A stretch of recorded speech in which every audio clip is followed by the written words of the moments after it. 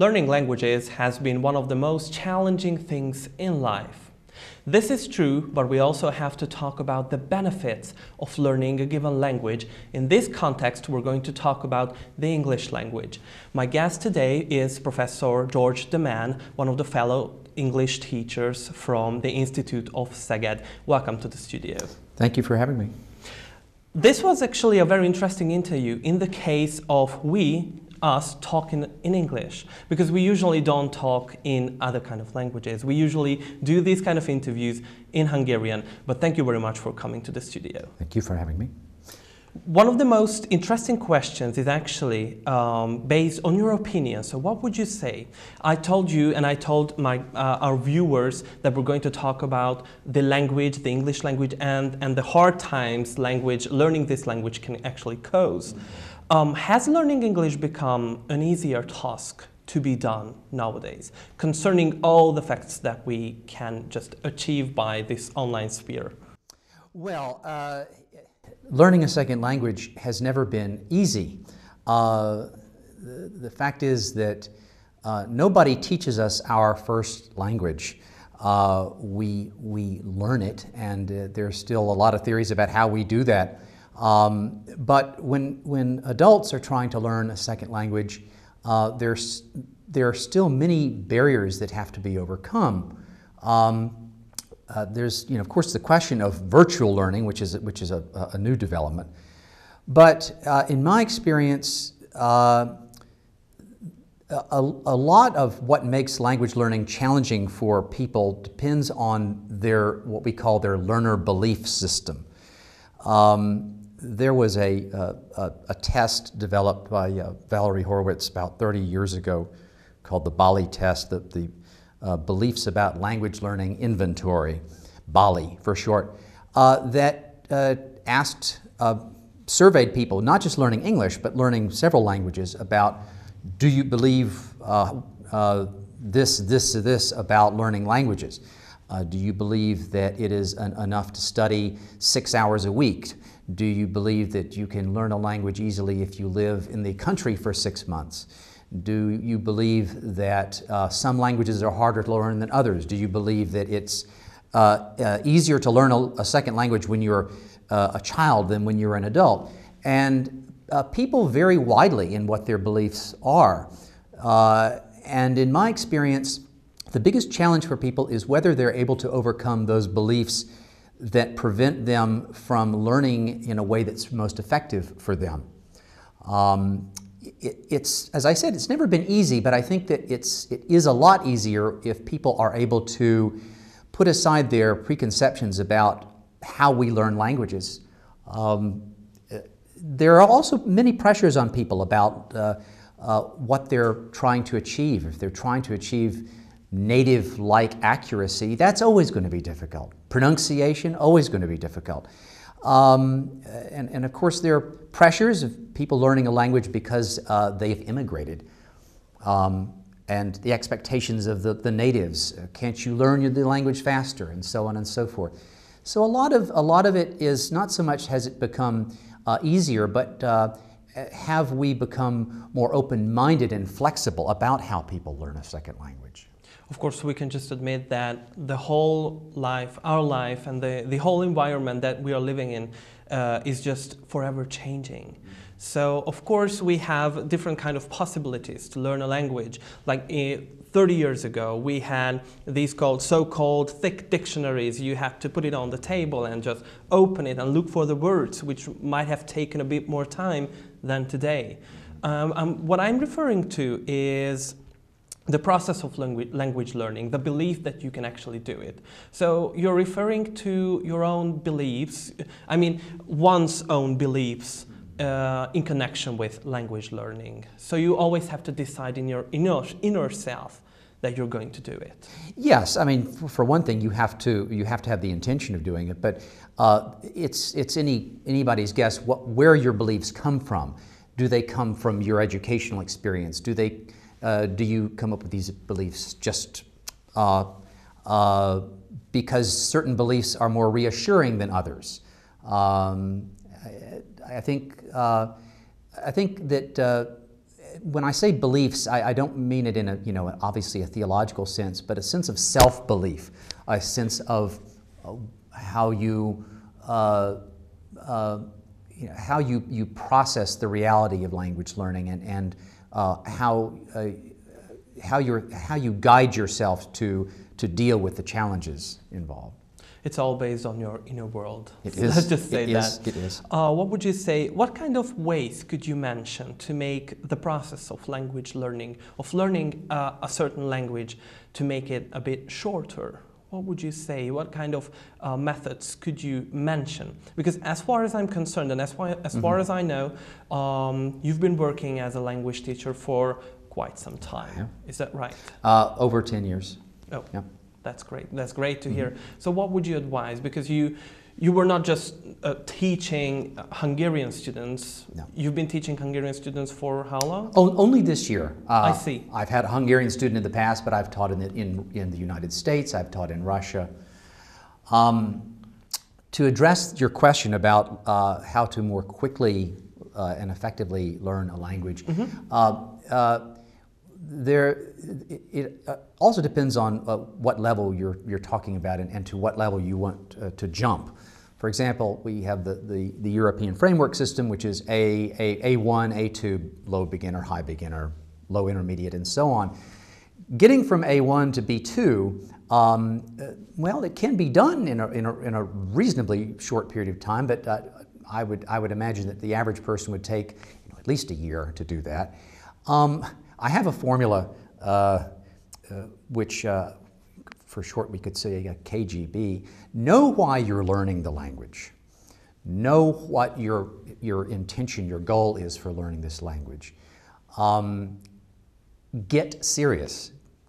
I think people need to be prepared to work hard to achieve that goal in a very short period of time if they are wanting to accelerate the process. Be prepared to make mistakes.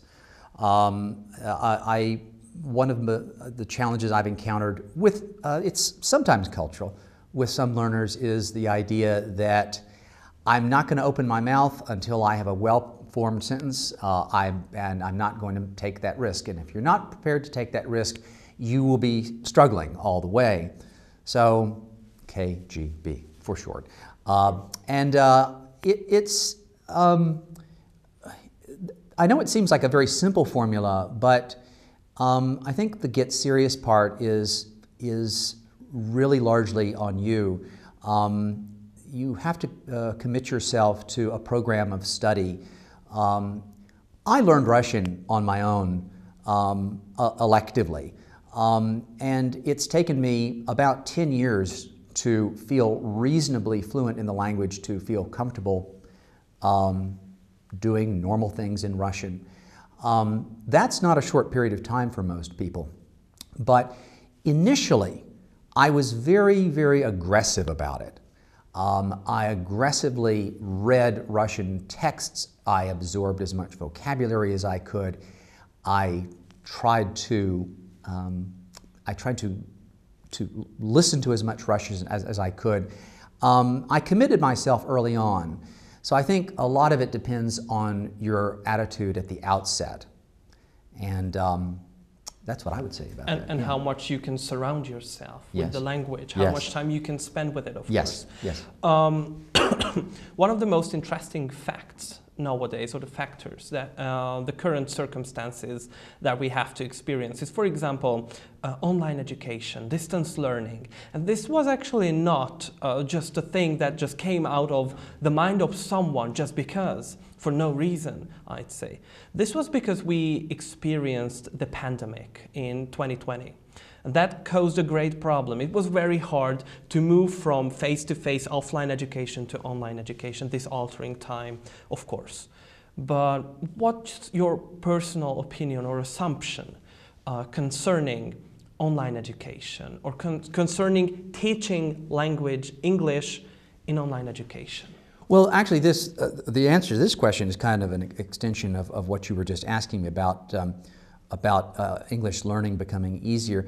I think that online learning has actually helped to make language learning a lot easier by providing an enormously diverse set of resources that we didn't have 15, 20 years ago.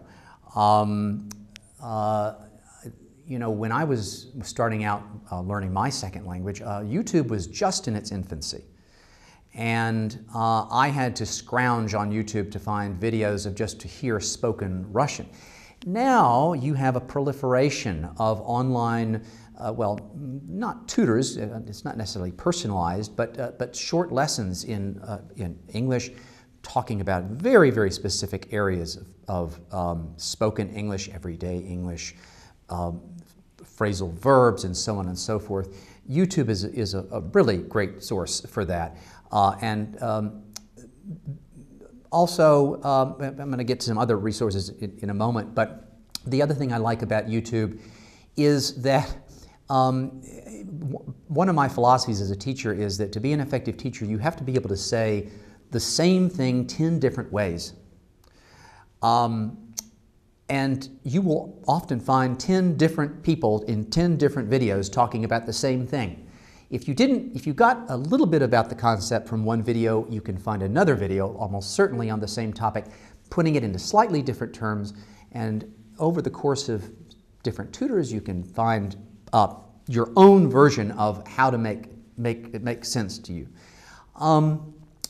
There are other resources. I have been a big proponent of what's called corpus-based language instruction. The word corpus is used in applied linguistics now to describe an online database of texts, millions and millions of words that have been put into a database.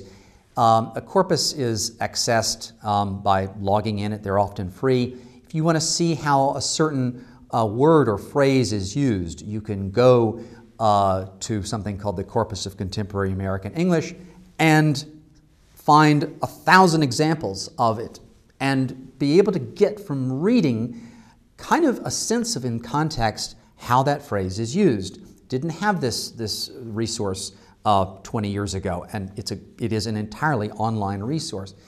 I've been, of course, impressed with the rise of Duolingo and other self-teaching apps that have accelerated the learning process online. But most surprisingly, and I've only learned this since teaching at the University of Szeged, is the number of students whose English has developed by playing video games.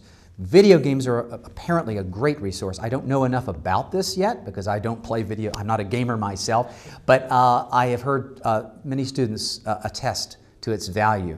All of this is online, and I'm sure a lot of it has only grown in its strength and impact since the pandemic began. I can just give a very strong reference to this. I can refer to it and telling you that it's actually a very interesting phase of learning the language to play video games. And why I'm saying that, the reason why I'm saying that is because you have to do certain tasks. So in order to do those tasks, you have to understand what the other person, for example, in an online game, in a multiverse online game or something like that, you have to understand what the other one is telling you, or we have these so-called NPCs. These are the characters given by the game, artificial intelligence. Mm-hmm. And you have to understand what they are saying, how they want you to do it, and everything in order to, for example, level up, to be better at the game or to get new kind of information. Because I'm gaming, I like gaming, and I've learned a lot from these kind of games. Even though I couldn't speak English at a very young age, but I could understand some parts of the sentences because I saw what's going to happen, and I thought that maybe he or she said that because it happened soon afterwards. Yeah, I mean, what you're describing is what we would call real-time language experience. That's what has always been most challenging for language learners, is having to interact with complete tasks in real time. You become, I would think, less self-conscious as you do these types of gaming activities. And the idea, once you become less self-conscious in your language learning, the more effective your learning becomes, I think. As a native speaker, what sort of advice would you give your students, your future students, or everyone who's interested in learning English? What should they do first off, I mean the very first steps, in order to learn the language at a reasonable level? So let's just say B2 level, because that's the level that you can just use in everyday talks. Then you can, for example, go to classes, normal classes, for example, secondary school classes, not the academic English and academic level of the language. But what would you say in that case? Well, the intermediate level is a great place to be. You have the foundation. You may not have quite the confidence, but you have the foundation. I think each level is going to take its own set of advice. So if we start with the B2s, you need to seek out actively opportunities to practice speaking the language as often as possible.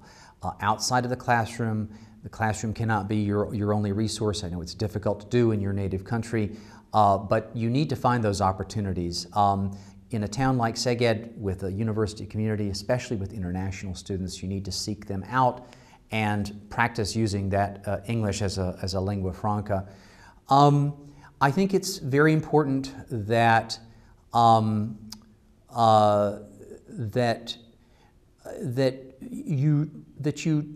as you find yourself drawing a blank on vocabulary. Oh, I forgot the word for this. I know what I'm trying to say, but I lost the word for it. You need to take notes on those lapses or those omissions. Take notes on yourself as if I needed that word, it's a word I'll need again. Keep a record of the words that you probably will need in your active vocabulary. Keep notes about yourself.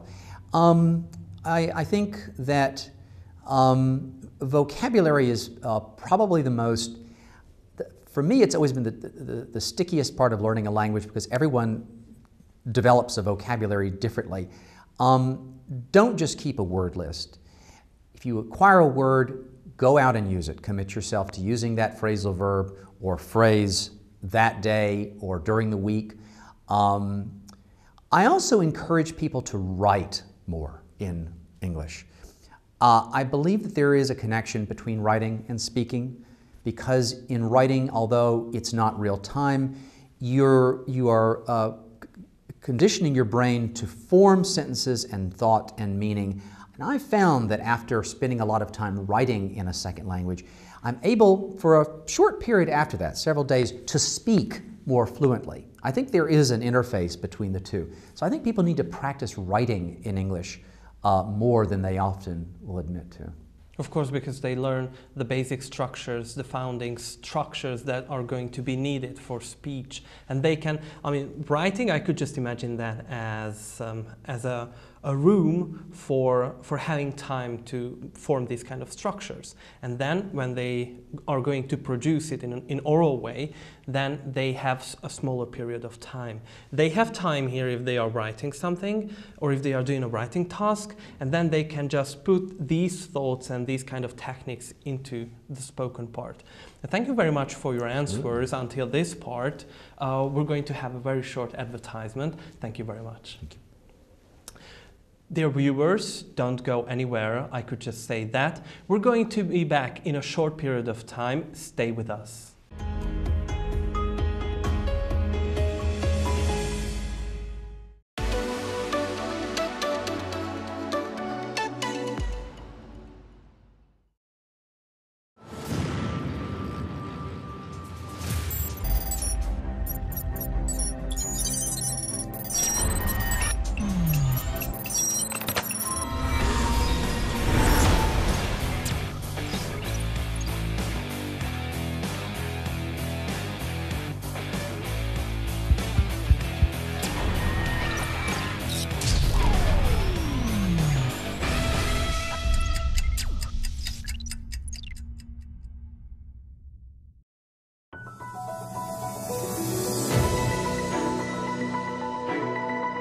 Köszöntjük kedves nézőinket! Mostantól az Egyetem TV műsorán is tájékozódhatnak az aktuális időjárásról.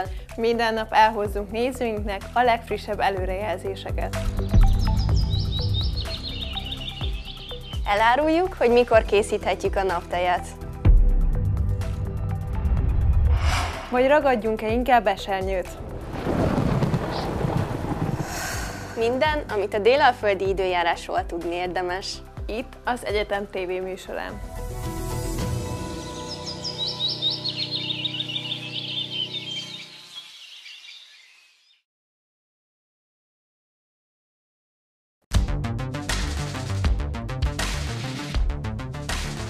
A robotoknak is lesz a jövőben pszichológusa? Abszolút. Kell egy olyan ember, aki ahhoz ért, hogy a robotokat hogyan kell tervezni, az érzelmeik hogyan működnek, hogyan kell lehatárolni az etikai szabályokat, ez mitől működik, mitől nem. Annyit tudott a program, hogy ismerte a lépéseket. Tehát az, hogy lép a király, hogy lép a fiú, hogy lép a bástya.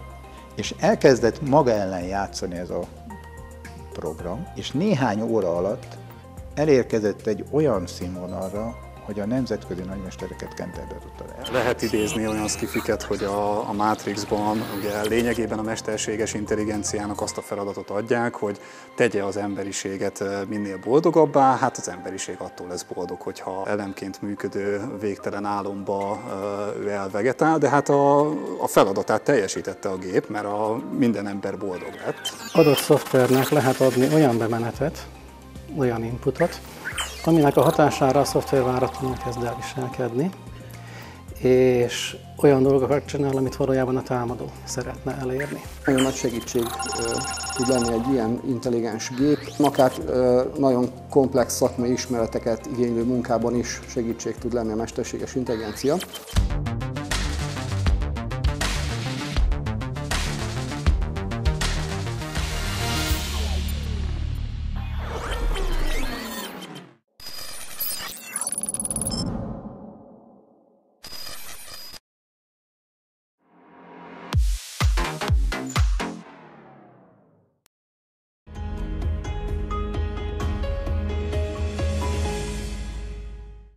As you might have heard in the last 20 minutes, there are some certain rules that you have to obey or you have to follow if you want to learn the language at a deeper level.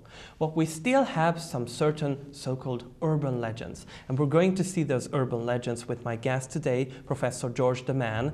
As I told you before we started this second phase of the interview, that we're going to talk about these so-called urban legends. One of that is learning English without learning any grammar.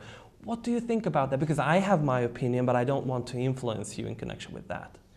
Learning English without learning grammar, well, for one thing, we have to define what grammar is. There are many ways of looking at this question.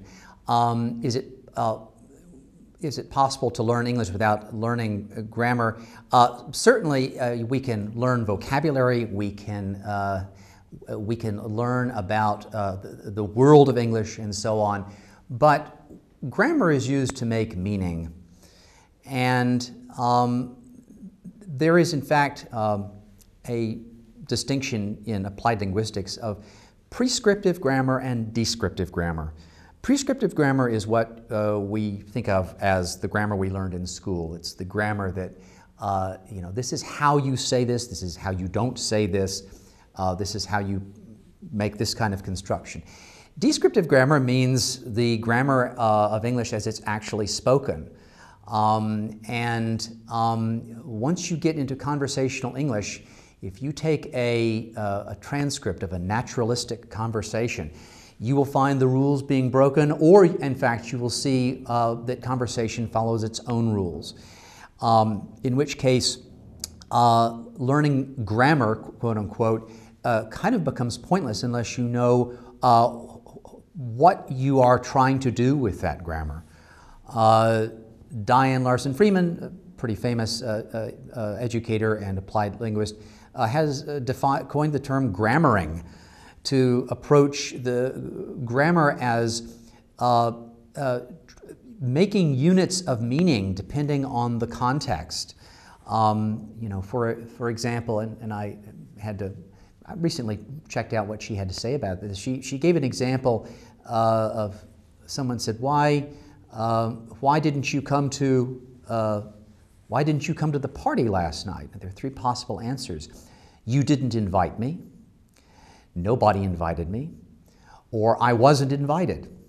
Now, which of those is most appropriate? They're all grammatical, but only the passive is the one that works there.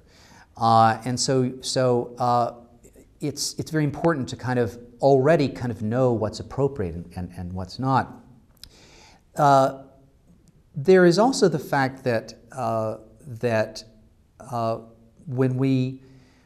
there's also a pretty famous educator and linguist, Stephen Krashen, who had developed a theory about 40 years ago called the monitor theory, that we don't so much learn grammar or learn a language as we acquire it. We don't necessarily even need to learn grammar in order to make meaning. A great deal of English involves what we would call bundles of words, lexical chunks. I can remember a professor of mine in graduate school who kept using this phrase in his lectures, in a way. He kept saying, in a way, and then he would go on to say what he was trying to say, in a way. And of course, he was not conscious of doing this, but he kept using this phrase as a way of sort of contextualizing what he was trying to say. And I think that it's entirely possible to learn a language without being entirely conscious of the grammatical construction of what you're saying.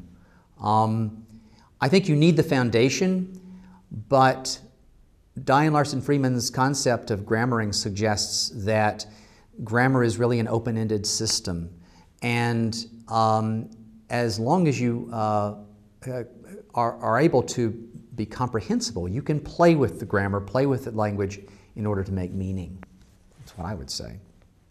One of the other interesting things is that many language learners are struggling with having an accent. As a native speaker, what would you say about that? Does it bother you, for example, or does it make the conversation harder for you to understand your partner who's talking to you if he or she has an accent? That's a very interesting point. Sorry. Yeah, sure, absolutely. Accent is a very sensitive area. I found that some students are able to entirely lose their accent, and others will always seem to struggle to lose their accent. Pronunciation really has two sides to it. There is the side that we think of that involves what we call segmentals, which means, are you pronouncing this vowel correctly?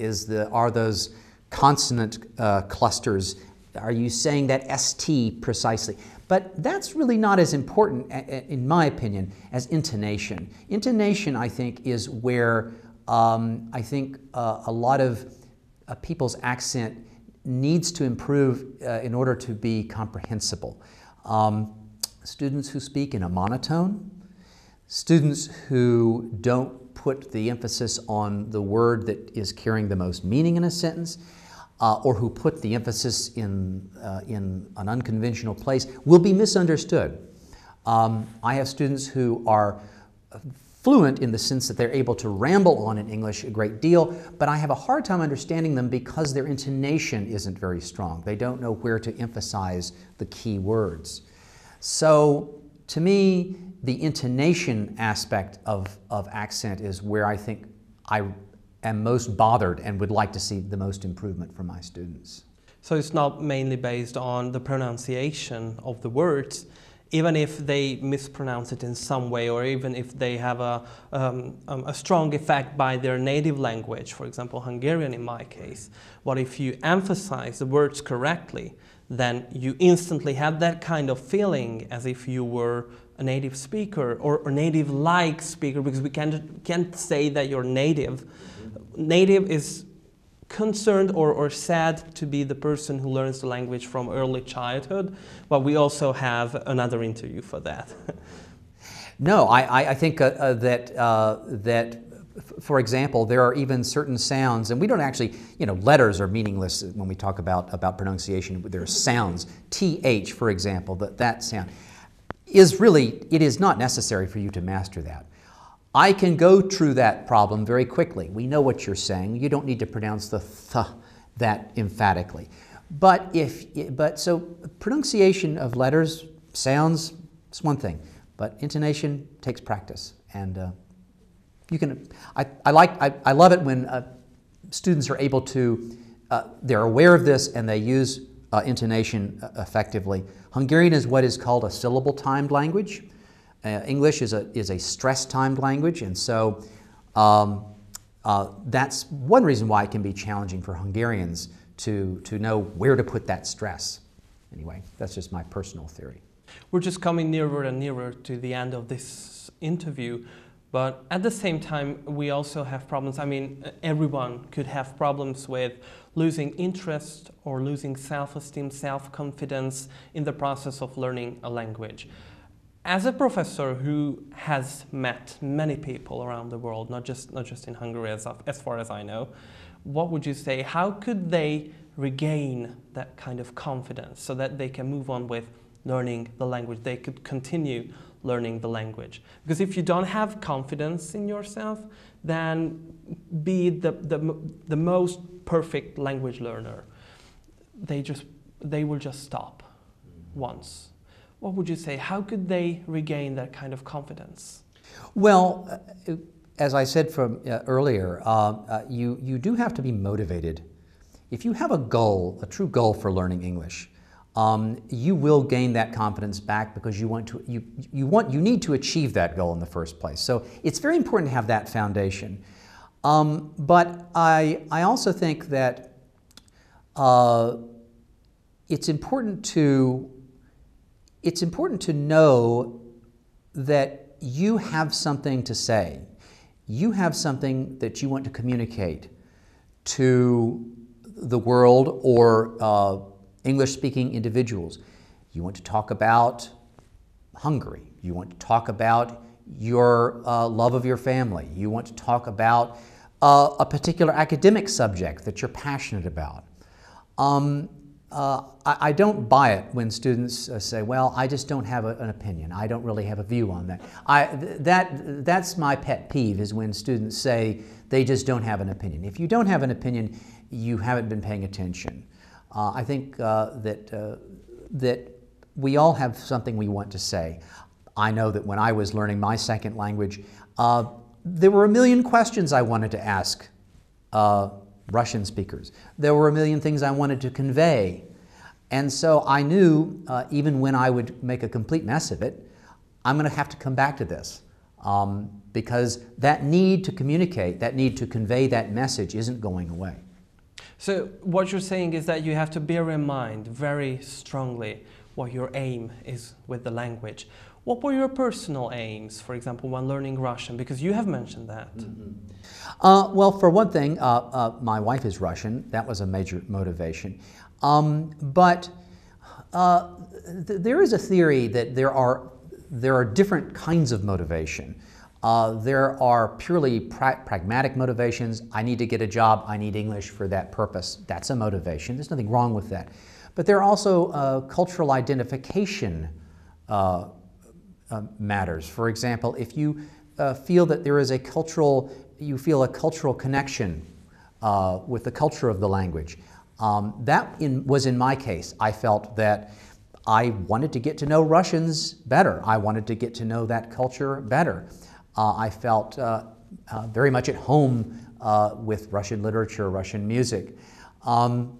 So that was a major factor. I loved the music, I loved the literature.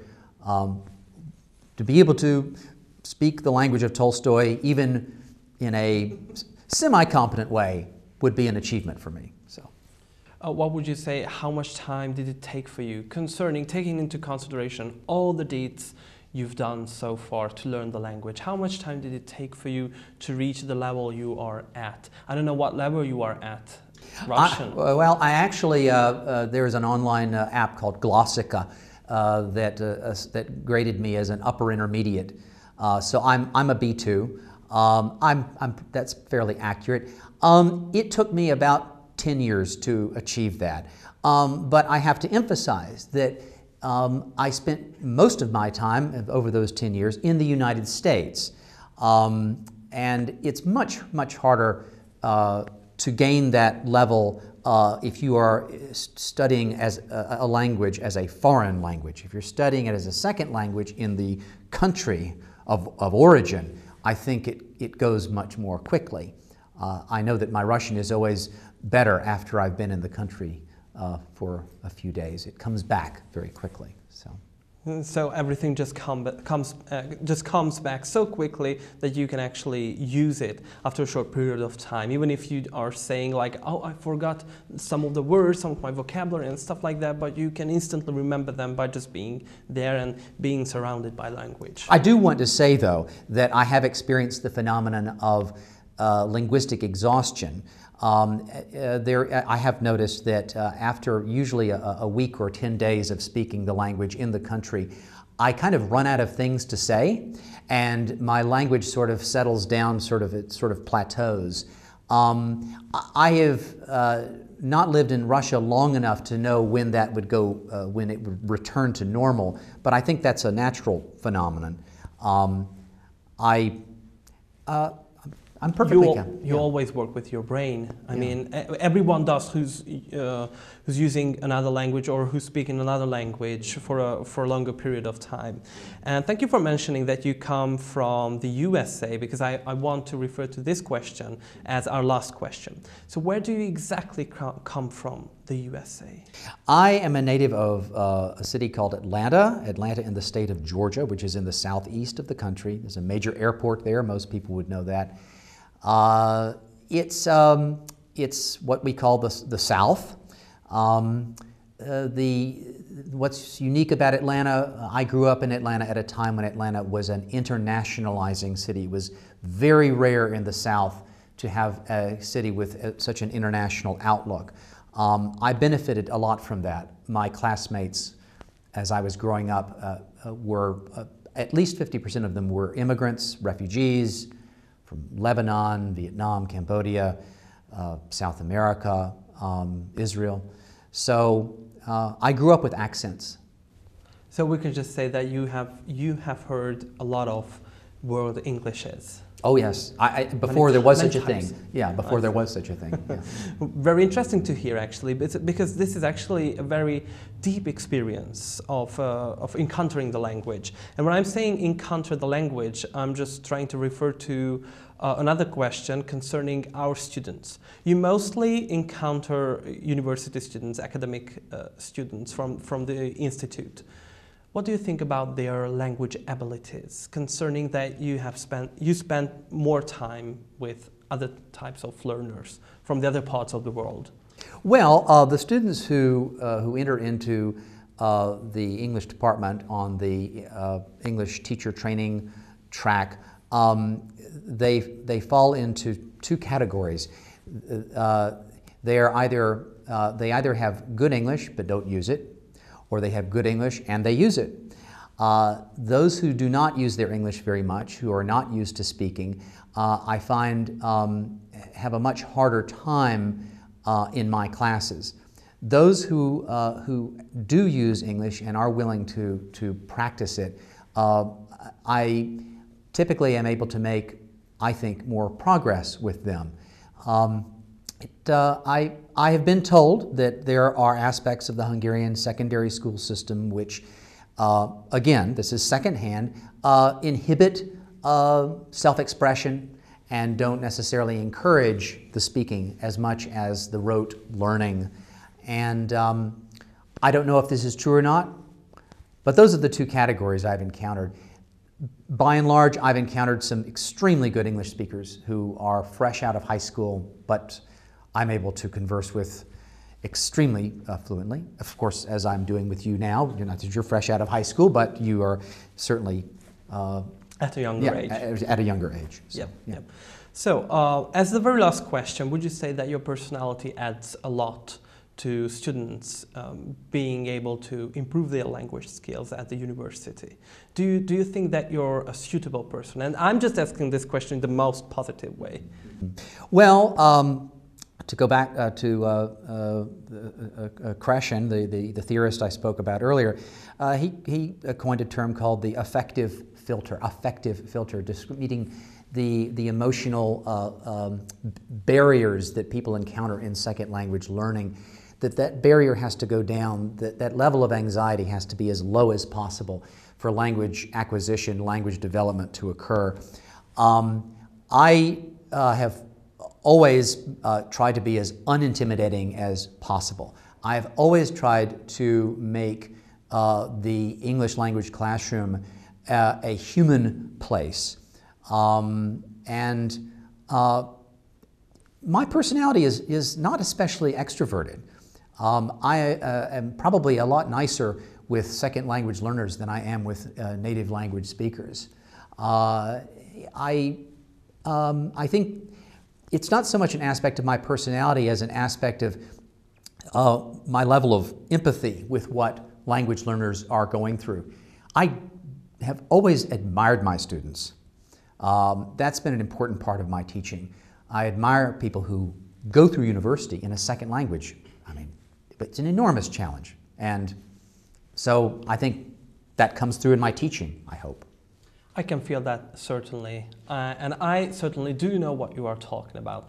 Thank you very much for coming to the studio first and foremost, but second of all, it was a very interesting talk, a chat. I could say that it was a chat because it was not so academic, but it was not a flat, as many people would think a speech or a chat could be talking about this topic. So thank you very much. Thank you, Richard. Nice to be here. And dear viewers, thank you very much for bearing with us today in this episode as well.